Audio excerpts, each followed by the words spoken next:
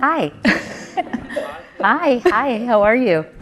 So Katie, you clearly don't need an introduction, but I'd like to start with a moment that maybe not everyone here is familiar with. That's when your name started showing up in scientific journals. You made history by getting a colonoscopy live on air on the Today Show, and it was referred to as a pretty little colon, I believe. And the really amazing thing that happened after that is that sociologists found that there was a 20% increase in the number of people getting colonoscopies in what they dubbed the Couric effect. For our audience members in the room or on live stream who might not know what sparked your advocacy around colon cancer specifically, can you share that story with us? Yeah, of course. Well, first of all, hi everyone. I'm so delighted to be here. It's fun to be back in Washington because I grew up in Arlington. Well, for those of you youngins out in the audience, it really was born of tragedy. I lost my husband, Jay, who was a lawyer at Williams & Conley, very proud of Williams & Conley these days, by the way. He was diagnosed with colon cancer in 1997 when he was 41 years old. And it was stage 4, and he died 9 months later. Our daughters were at the time of his death 6 and 2. It was devastating, obviously. And I think during this ordeal, I felt so powerless, Erica. And if you're a can-do person and you're dealing with something like a terminal illness, stage 4 cancer with very little possibility of a cure, it's just a terrible feeling. So, I was really learned a lot during the course of Jay's illness, and that colorectal cancer is the #2 cancer killer of men and women combined, for example. And I learned all about the symptoms of colorectal cancer and all about screening. And so I was co-anchoring the Today Show at the time. And a couple of years after Jay's death, really about a year and a half, I decided it would be criminal if I didn't share what I had learned during the course of his illness, and that early detection really saves lives, and it's particularly efficacious for colorectal cancer because it has a 92% cure rate if it's detected early. So I wanted to destigmatize and demystify the whole process, and that's why I did not get it live. I'm not that brave. But I did do a colonoscopy on national television, and as a result, there was a 20% increase in colon cancer screenings, which really translates into a lot of mothers and fathers and sisters and brothers and kids and uncles and aunts being alive today. So I think that colonoscopy, even though I was loopy and noted that I had a pretty little colon during the procedure, really did save a number of lives. And later, I've tried to keep sort of being the nagging fishwife of colonoscopies and any kind of colon cancer screening. You can talk to your doctor. There are others less invasive tests. Colonoscopy is still considered the gold standard. But I took Jimmy Kimmel to get his first colonoscopy. I tried to get Kevin Hart to do one this year, but it was a hard pass, unfortunately. And I was joking at the University of Massachusetts Medical School because I gave the commencement address there, I think last year or the year before, and I said many of you probably would like me to take Tom Brady to get a colonoscopy, preferably without anesthesia, because he had just left Boston to play in Florida. But it's just something that I try to convince people and encourage them to do. And now the screening age for everyone here has been reduced to 45. So starting at age 45, you really need to get screened for colorectal cancer, and it could very much, it could possibly save your life. And if it's not you, talk to other people as well, if you're not old enough. And even if you're younger, the number of young people who are being diagnosed with colorectal cancer, I'm sure you all know, has really increased at an alarming rate. Young people today are twice as likely to be diagnosed with colon cancer and 4 times as likely to be diagnosed with rectal cancer than people who were born in 1950.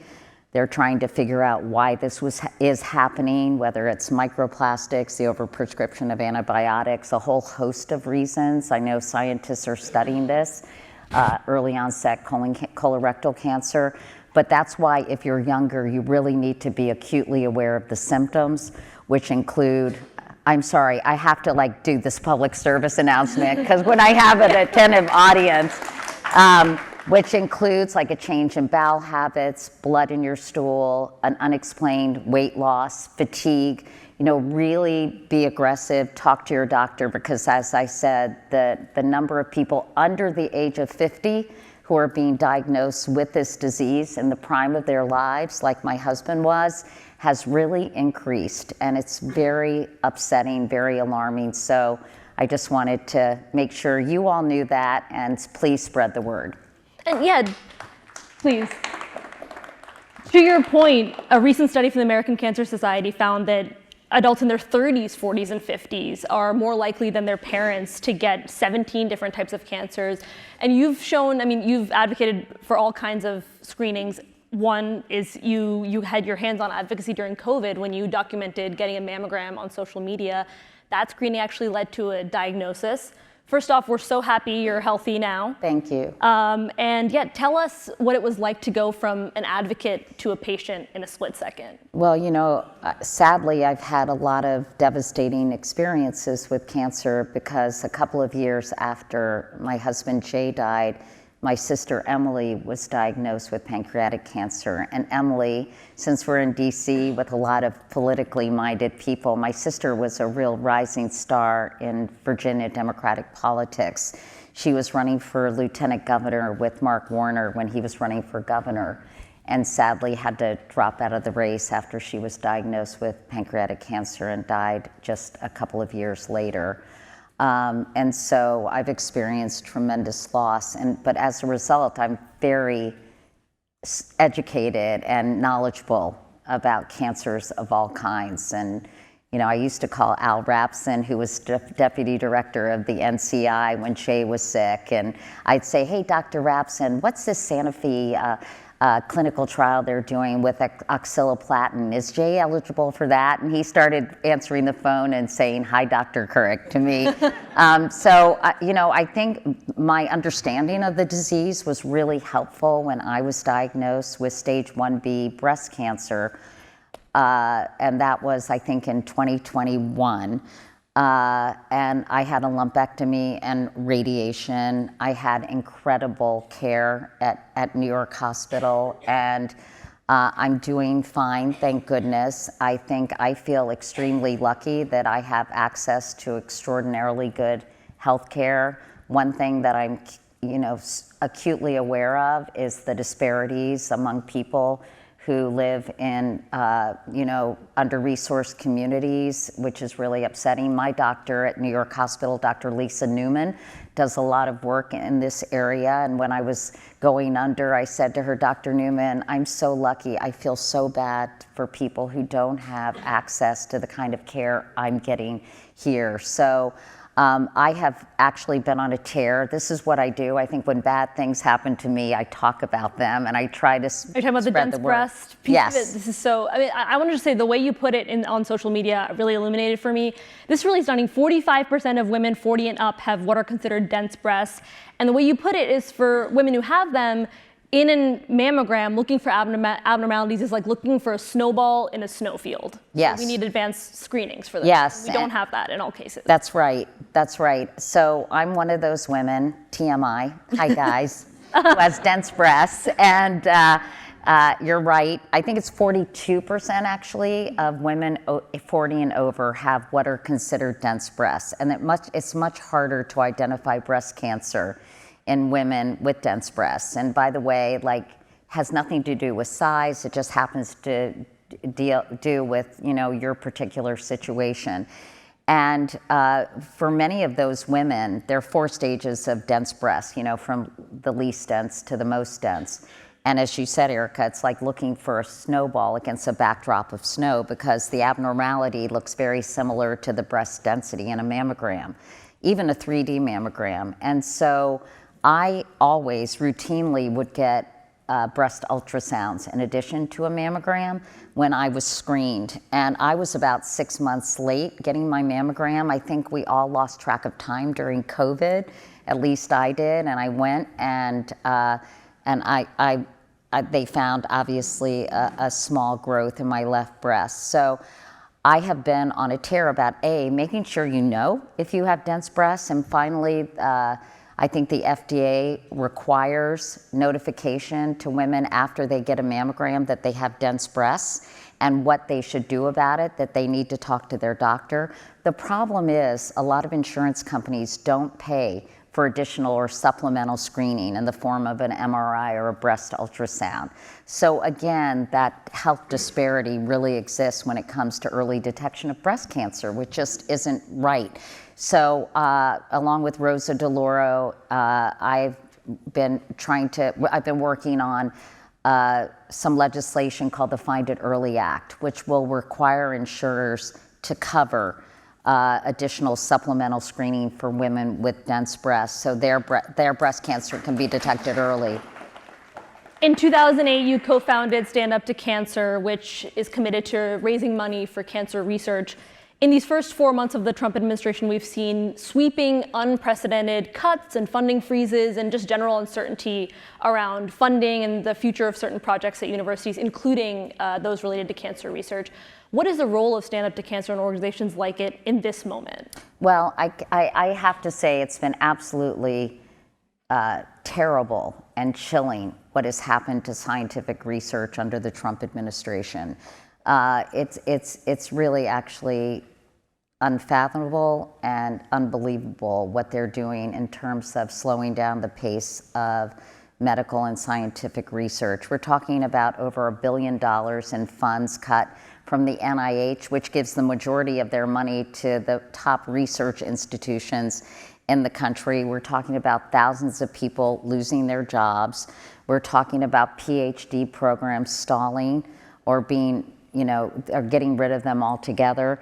We're talking about clinical trials. I met with somebody who runs something called the Colorectal Cancer Alliance on Friday in New York, and he was telling me about a young woman who has stage 4 metastatic colon cancer, was on a clinical trial at NIH to be treated with immunotherapy, a new immunotherapy that I think was treating a particular gene mutation.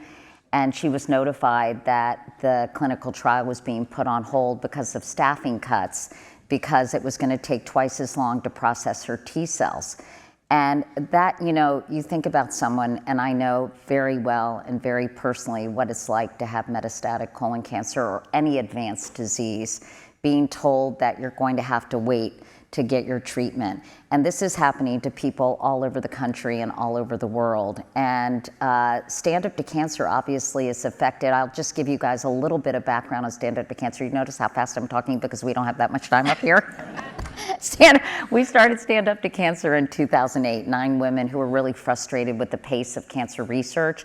And we thought that there was too much competition, too much proprietary work being done, and people weren't sharing their research enough. And I learned this as I tried to come up with things that Jay could do when he had cancer. And so we decided that cancer research could move forward faster if there was more collaboration and less competition. So we've raised nearly $800 million to support dream teams of scientists who are from all different research institutions like Johns Hopkins or Harvard or MD Anderson or the Hutch, along with biomedical firms, along with other scientists. And they work together to try to solve some of these intractable problems. Initially, they were very like, wait, I'm not gonna work with this other institution. Now they take vacation together. So, it's really been valuable. Our research has contributed to 9 FDA-approved cancer-fighting drugs since we started, and we need these clinical trials to obviously get these drugs into the pipeline. And by the way, if you want some perspective on how important the NIH is to cancer research, from 2010 to 2019, 254 of the 256 new therapeutics approved by the FDA were all the result of at least partial research by the NIH. So I think that encapsulates how devastating these cuts are, and how, I agree with Tammy Baldwin, who said recently, we all want government to be more efficient, but curing Alzheimer's disease or cancer has nothing to do with waste, fraud, and abuse. I wish we had more time. I have one final question for you. You have been the example of putting on your journalist hat when tragedy struck and being like, how can I research this, report this? What is the future? What is your future in how media can continue to affect change in public health? Whether that's what you think the media at large can do, what you think Katie Couric Media can do. What's next? Well, we started this company, Katie Couric Media. I didn't want to call it that, but everyone said we might as well, because at that time it was much easier to become a household name before there were a bazillion media outlets. And our goal is to get fact-based information to consumers, to lead better lives, to become better citizens, and to live longer, quite frankly. And I think at this time of a huge amount of medical and scientific disinformation, not to mention just a lack of trust and faith in our scientific community, which I think is deplorable, quite frankly, I want to make sure that I'm getting the most up-to-date and the most valid and verified scientific information. We do it through our newsletter called Wake Up Call. We have a newsletter called Body and Soul, which deals with a lot of health and wellness. We have over 1 million subscribers to our newsletter. We have close to 10 million people on social media following our work. And I think now more than ever, it's absolutely critically important to rely on real experts who know what they're doing, who have the scientific experience and educational background to give the best, most up-to-date scientific information and medical information to consumers that they can totally trust and rely on. That is all the time we have. I wish we had more. Thank you so much, Katie. Thank you. Thanks for being with us here in DC. Thank and we you. look forward to seeing who you take to get a colonoscopy next. Thank you. Thanks.